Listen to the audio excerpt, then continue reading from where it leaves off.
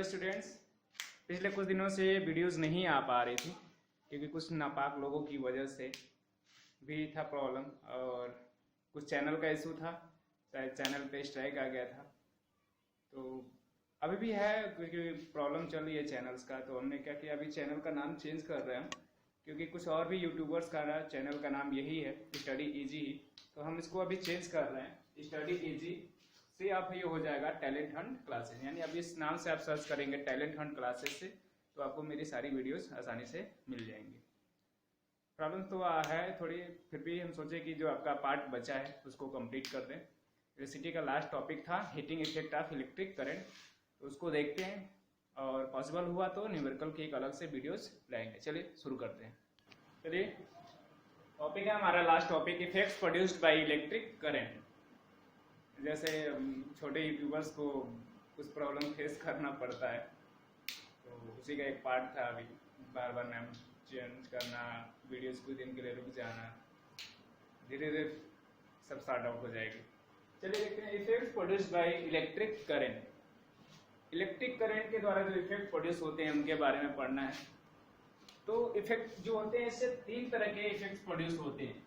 Electric current से तीन type के इफेक्ट्स प्रोड्यूस होते हैं। एक है हीटिंग इफेक्ट, दूसरा मैग्नेटिक इफेक्ट और तीसरा केमिकल इफेक्ट। तीन तरह के इफेक्ट्स प्रोड्यूस होते हैं इलेक्ट्रिक करंट से, हीटिंग इफेक्ट, मैग्नेटिक इफेक्ट और केमिकल इफेक्ट। हीटिंग इफेक्ट हमें इस चैप्टर में पढ़ना है, जो लास्ट टॉपिक है हमारे heating effect of electric current. Magnetic effect एक पूरा चैप्टर है, इसी क्लास में हमें पढ़ना है। नेक्स्ट चैप्टर जो है वही magnetic effect of electric current ही है। और ये जो केमिकल इफेक्ट है ये हम क्लास 8 में पढ़ चुके हैं, और अभी इस साल हमें इसके बारे में नहीं पढ़ना है। तो चलिए हम शुरू करते हैं अपना heating effect of electric current. Heating effect of electric current क्या है, कैसे होता है, इसका क्या एडवांटेज है, इसका क्या डिसएडवांटेज है, सबके बारे में पढ़ना है हमें। तो जिस तरह से अगर हम अपने हाथ को रब करें तो वर्क डन होता है, और धीरे धीरे जो हमारा हाथ होता है वो क्या होता है, हीट प्रोड्यूस करने लगता है, गर्म होने लगता है। मैकेनिकल वर्क होता है वो, जिससे एक तरह का फ्रिक्शन हम कहते हैं, फ्रिक्शन की वजह से क्या होता है, हीट प्रोड्यूस होता है।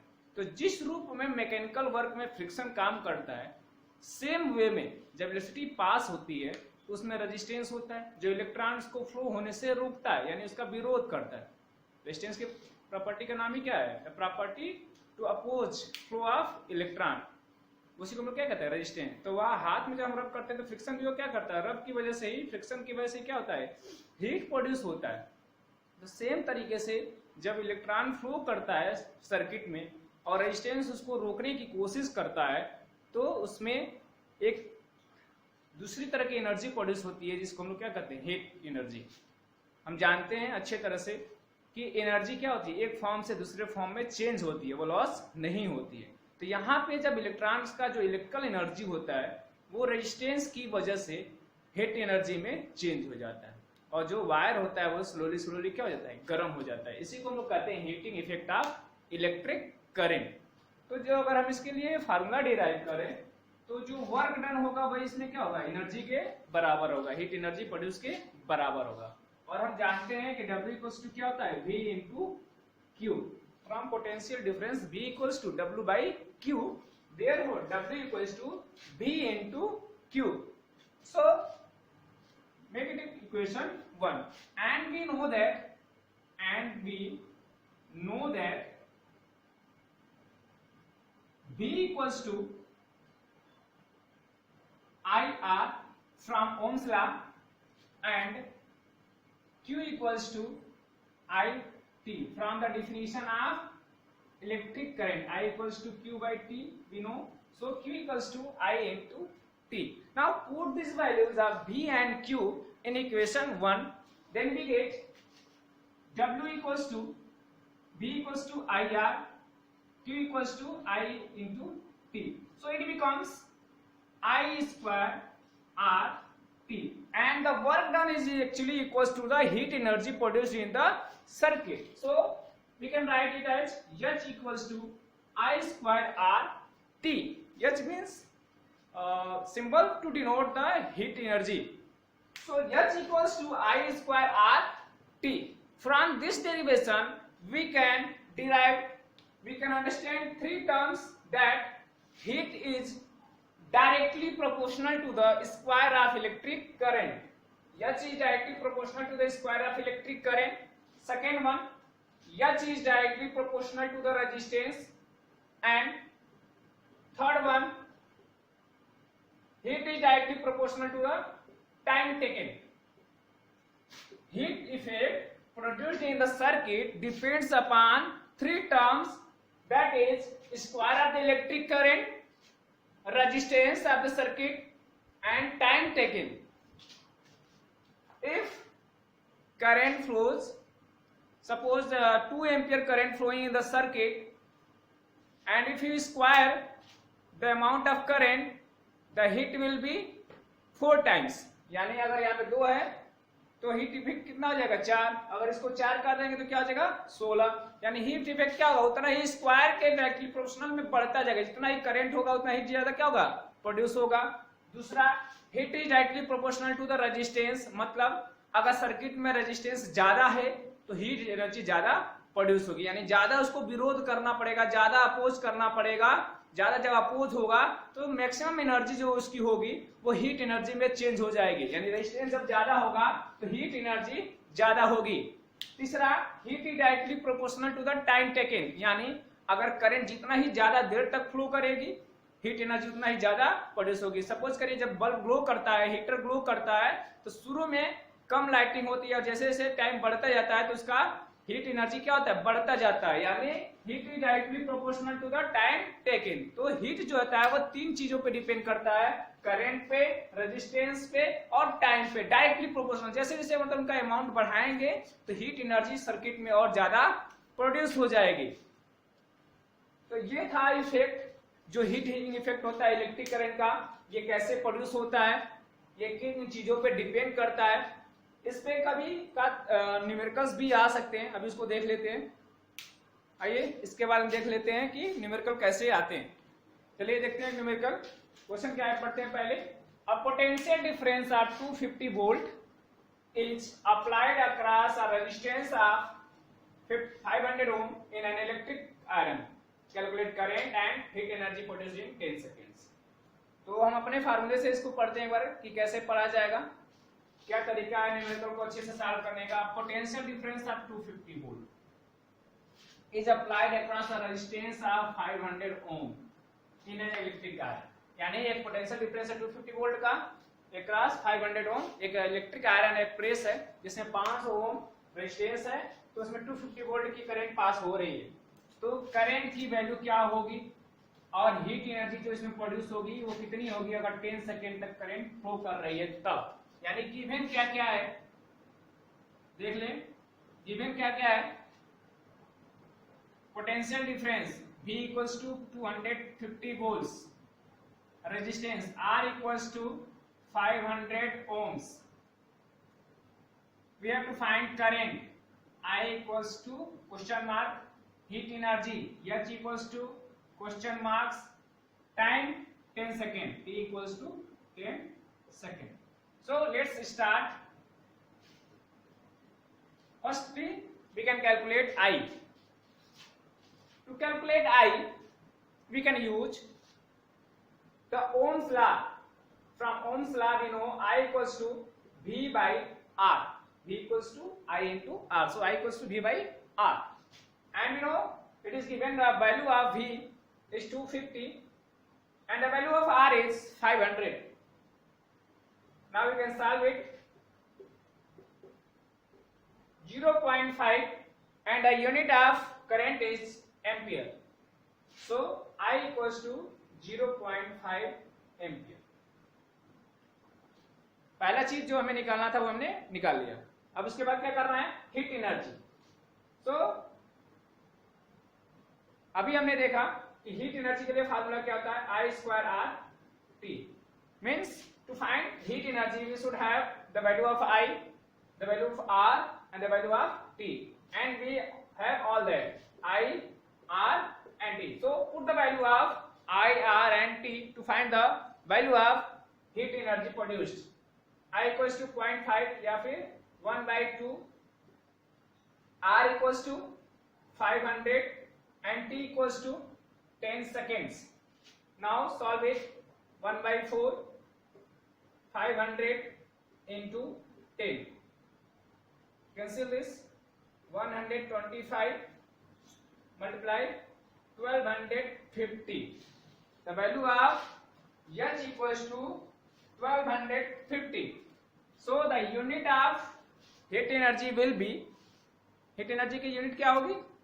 कोई भी फॉर्म ऑफ एनर्जी हो, कोई भी वर्क डन हो, उसकी यूनिट क्या होती है? Joule. So we can write H equals to 1250 joules. That's it. क्या किया हमने? सबसे पहले जो पहला हमारा सबसे फंडामेंटल रूल है कि हम क्वेश्चन को पढ़ते जाएंगे, गिवन लिखते जाएंगे, जो चीजें पूछ रहे हैं उन सबको लिखते जाएंगे. उसके बाद आसानी से हमें पता चल जाएगा कि कौन से फार्मूले का यूज करना है. उसके बाद सिंपली हम इसको क्या कर लेंगे? सॉल्व कर लेंगे. That's it. चलिए अभी हम हीटिंग इफेक्ट के बारे में पढ़ें कि कैसे प्रोड्यूस होता है, उसमें न्यूमेरिकल देखें. तो इसका कुछ यूज भी तो होगा कि कहाँ यूज होता है, इसका एप्लीकेशन क्या होता है. तो काफी अच्छे से हमें पता है, हमारे घरों में हमने देखा है कि हीटिंग इफेक्ट का यूज कहाँ कहाँ होता है, सबने देखा है. तो बल्ब में, गीजर में, इलेक्ट्रिक आयरन्स में, हीटर पे, इन सभी चीजों में इसका एप्लीकेशन होता है. इलेक्ट्रिक फ्यूज में और भी कई सारे अप्लायंसेज हैं जिनमें हीटिंग इफेक्ट का एप्लीकेशन होता है और काफी इंपॉर्टेंट रोल प्ले करता है वो. रिसेंटली अभी एक स्टूडेंट का क्वेश्चन आया था ये, तो उसको चलिए देखते हैं. क्योंकि अभी हमने वो पार्ट नहीं कंप्लीट किया था, तो शायद उन्होंने कहीं से देखा होगा या पढ़ा होगा. तो इस पर एक क्वेश्चन उन्होंने पूछा था, तो आइए उसको देख लेते हैं. An electric heater of resistance 8 ohm takes a current of 15 ampere. Calculate the rate at which heat is developed in the heater. क्या क्या गिवन है? Electric heater resistance of 8 ohm, R equals to 8 ohm, I equals to 15 ampere. Calculate the rate at which, rate पूछ रहा है. Rate का मतलब क्या होता है? Rate at which heat is developed. Rate जब भी पूछे हीट डेवलप होने का, इसका मतलब पूछ रहा है H/T per unit time. Rate का मतलब पर यूनिट टाइम, यानी H/T जो पूछ रहा है. तो हम जानते हैं H equals to I square R T. इधर आ जाएगा, क्या आ जाएगा? H/T equals to I square R. अब हमें I और R की वैल्यू चाहिए, तो I और R की वैल्यू यहां से पुट कर देंगे. 15 का स्क्वायर और R की वैल्यू 8, 225 इंटू 8 मल्टीप्लाई कर लेंगे 1800 H/T, यानी हीट पर यूनिट टाइम जो है रेट इसका है वो क्या निकल रहा है? 1800 निकल रहा है. यूनिट इसका क्या होगा? जूल्स. तो बस हमें लग रहा है उनको यही इसकी वजह से प्रॉब्लम हो रही होगी कि समझ नहीं आ रहा होगा रेट कैसे निकालें, या रेट अगर समझ में आ रहा हो तो हीट निकालें तो क्या निकालें, टी तो गिवन नहीं है. तो रेट जब पूछ रहा है यानी क्या पूछ रहा है? H/T. एक और क्वेश्चन है एक व्यूअर का, देखिए. चलिए देखिए question. A 2 kilowatt heater, a 200 watt TV and 300 watt 300 watt lamps. 300 watt lamps के 3 lamps are all switched on together from 6 pm to 10 pm. What is the total cost at ₹505 per kilowatt hours? तो क्या क्या given है? Power की value क्या क्या power required हो रही है? तो हीटर के द्वारा 2 किलोवाट यानी 2000 वाट, ठीक है, प्लस टीवी के द्वारा 200 वाट और 100 वाट लैंप्स के 3 लैंप्स हैं. तो एक का 100 वाट है तो 3 का 300 वाट. ऐड कर ले तीनों को, देन 2500 वाट्स.